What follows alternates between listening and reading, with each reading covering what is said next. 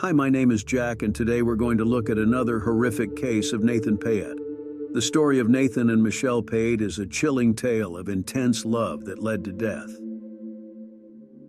Born on February 12, 1982, Staff Sergeant Nathan Joseph Villagomez Paet spent his formative years in the U.S. territory of Guam. Nathan and his high school sweetheart Michelle Paet welcomed their first child, Dañon, shortly after graduating from high school.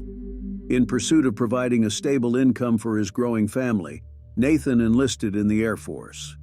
The couple tied the knot in 2002, and over the years they expanded their family to include 3 more children.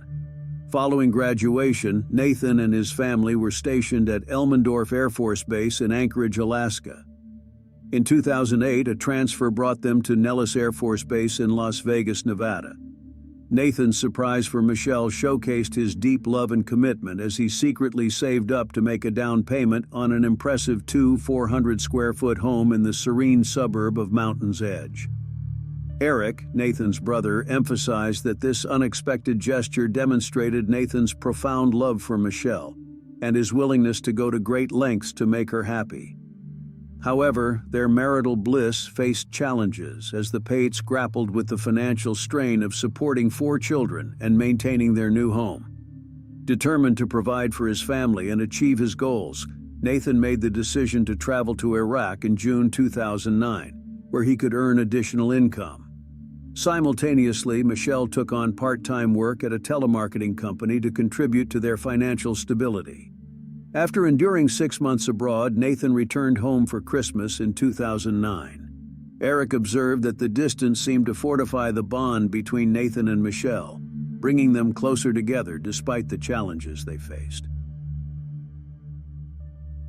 Accustomed to her husband's late-night duties at the Las Vegas Air Force Base, Michelle Paet, a military wife, was familiar with Staff Sergeant Nathan's commitment to her and their 4 children, often working the night shift to supplement their income. On a routine evening, Nathan bid farewell to his children with kisses and set off for work, while Michelle sent a text message from her cell phone. Shortly thereafter, the night was pierced by the unsettling sounds of gunfire. The Las Vegas Metropolitan Police Department received a distressing 911 call around 11:30 p.m. on December 1, 2010. Which was particularly shocking given Michelle's panicked voice on the line. She screamed, "My husband, he just walked into the garage, he's bleeding, he's been shot, oh my God." First responders hurried to the Paet residence.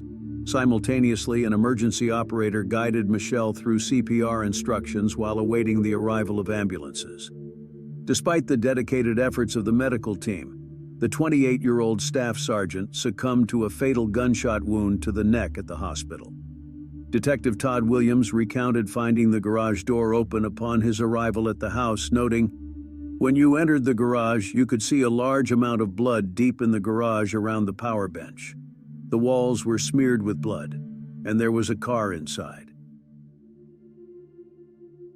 Upon re-entering the house, Nathan bore the wounds of multiple gunshots, collapsing onto the floor in a pool of blood before his horrified family. Regrettably, all efforts to save him proved futile. The war veteran had fallen victim to a cold-blooded shooting, leaving his devastated loved ones yearning for justice. The question lingered: would the key to understanding this tragedy be found in the text message Michelle sent as her husband walked out the door? "Nathan was the pillar of our family. He served his country with pride, worked tirelessly to support us, and consistently prioritized his family," recounted Eric Paet, Nathan's brother, his voice laden with emotion. "It's incomprehensible that such a senseless act could claim the life of someone so devoted and loving." Veronica Paet, Nathan's sister-in-law, echoed these sentiments. "During Thanksgiving, we felt the strain between Nathan and Michelle. The signs were evident: an almost empty pantry, a bare refrigerator. Witnessing a family we knew to be strong and supportive facing such financial hardship was heartbreaking." As news of Nathan's tragic death circulated within the tight-knit community, friends expressed their shock and sorrow. Nathan and Michelle were high school sweethearts. Their love appeared unbreakable, shared an anonymous close friend. Neither of us could have fathomed the darkness that hid behind closed doors. The impact on Nathan's mother, Carmelita, was immeasurable. "I cried all the time," revealed Carmelita Paet, Nathan's mother, recalling the distressing journey from Guam. "When I arrived in Las Vegas, Michelle practically fell into my arms and crumbled. It was heart-wrenching to witness her anguish, or what seemed to be anguish." Michelle desired to be with Michael, but ending her marriage without financial gain was not an option. Aware that if Nathan died, she would be entitled to $400,000, £303,000, from the military, along with a $250,000, £190,000 life insurance policy. Michelle saw the need for Nathan's demise. Nathan remained oblivious to his wife's infidelity and murderous intentions. He continued working late-night shifts to support the family and shuttle the children to and from school. Michelle and Michael seized the opportunity during Nathan's late hours to carry out their sinister plan. On the fateful night of December 1st, 2010, Nathan prepared for work donning his camouflage uniform. Outside, Michael waited in his black Cadillac, receiving a text from Michelle stating he's in a hurry to get out the door. Michelle knew the peril awaiting her husband, but took no action to prevent it. Nathan bid farewell to his family and entered the garage. In the shadows, Michael shot him 5 times in the back. Remarkably, Nathan summoned the strength to return to the house, collapsing in front of his wife and children. Michelle feigned distress during Nathan's hospitalization, acting distraught upon learning of his death. Hours later, she sent a text to her lover. The investigation unfolded swiftly, leading to Michelle's admission of an affair and their 2-month-long plot to eliminate Nathan for insurance money. Michael initially denied involvement, claiming he was with another woman during the shooting, but the woman contradicted his alibi, revealing he offered her money for a false alibi. Both Michelle and Michael faced charges for Nathan's murder. In September 2015, Michael Rodriguez pleaded guilty to avoid the death penalty, receiving a life sentence without appeal or parole. A month later, Michelle pleaded guilty in a Las Vegas court to conspiracy to commit murder and first-degree murder with a deadly weapon, also avoiding the death penalty. During sentencing in March of the following year, Michelle, confronted by Nathan's parents, broke down, expressing remorse. She insisted Michael led her into the murder plot, but her violent text messages suggested otherwise. Carmelita Paet, Nathan's mother, now the legal guardian of the 4 children, spoke out in court during the proceedings, characterizing her crime as unbelievably unfathomable. A judge sentenced Michelle Paet to life imprisonment without the possibility of parole on Thursday for masterminding a conspiracy that led to the death of her husband, Nathan Paet, in his blood-soaked Air Force uniform before their 4 children. Michelle Paet avoided the death penalty by pleading guilty to conspiracy to commit murder and first-degree murder involving lethal weapons. During the sentencing, Carmelita Villagomez Paet, the mother of the 28-year-old staff sergeant, portrayed her son as obedient and respectful, a cultural dancer who enjoyed surfing and snowboarding and cherished his family. She had prayed for him during his year-long deployment in Iraq, only for him to meet his end at the hands of his own wife.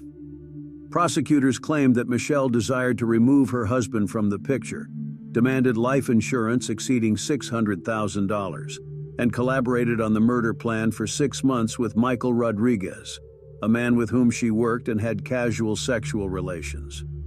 Deputy District Attorney Michelle Fleck labeled Michelle Paet a toxic influence who employed tears, sex, and money to entice Rodriguez.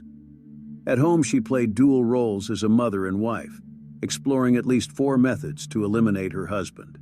She presents herself before you, just as she did before other men, crying and portraying herself as the epitome of femininity and vulnerability, appearing as a victim, Fleck told the judge. What you perceive is not what you receive.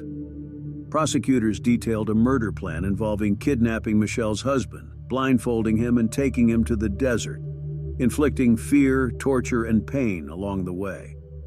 On the night of December 1, 2010, prosecutors stated that Rodriguez, accompanied by an alleged accomplice, Corey Hawkins, waited near the Paet's home in the distant Southwest Valley in his black Cadillac CTS.